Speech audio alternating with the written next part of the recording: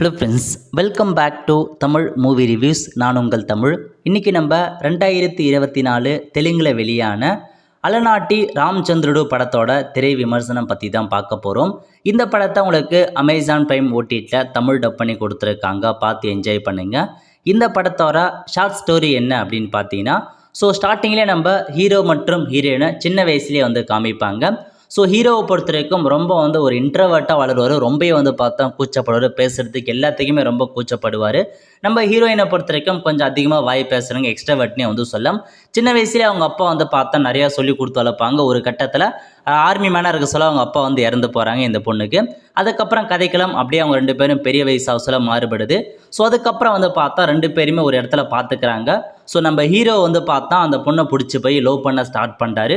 But இருந்தாலும் அவருடைய லவ்வே பார்த்தா கடைசி வரைக்கும் சொல்ல மாட்டார். ஏன்னா இன்ட்ரோவர்ட் அப்படின்றதால தூரமாக பார்க்குறது அந்த மாதிரி பண்ணிட்டு இருப்பார். ஃபஸ்ட்டு ஒரு 1 hour பார்த்தேன் இந்த மாதிரி தான் கதைக்களம் போயிட்டே இருக்கும்.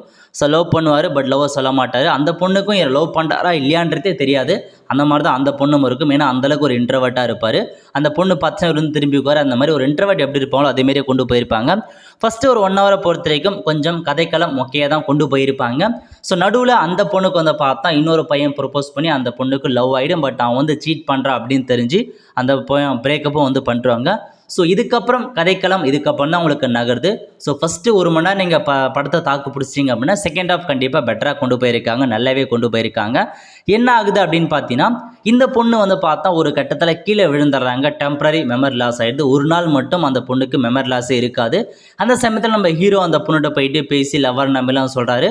அதுக்கப்புறம் என்ன ஆச்சு, கடைசியாக 2 பேரும் ஒன்றா சேர்ந்தாங்களா இல்லையா, இதாங்க மொத்த கதையாக கொண்டு போயிருக்காங்க. ஃபஸ்ட் ஹாஃப் கம்பேர் பண்ண சொல்ல செகண்ட் ஹாஃப் ரொம்ப பெட்டராக கொண்டு போயிருக்காங்க. ஃபஸ்ட் ஹாஃபில் ஒன்றுமே இருக்காது, பட் செகண்ட் ஹாஃபில் கொஞ்சம் டிஃப்ரெண்ட்டாக இருக்கும். நல்ல ஸ்டோரிலேயே நல்ல லவ் ஸ்டோரியாக கொண்டு போயிருக்காங்க. டீசெண்டாக தான் இருந்துச்சு. அடல்ட் கண்டென்ட்டோ அந்த மாதிரி எதுவுமே இல்லைங்க, நல்லா கொண்டு போயிருக்காங்க.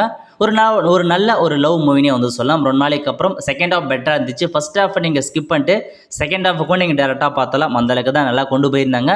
செகண்ட் ஹாஃப் நல்லா வாட்சபிள் தான், அதை நீங்கள் பார்த்து என்ஜாய் பண்ணுங்கள்.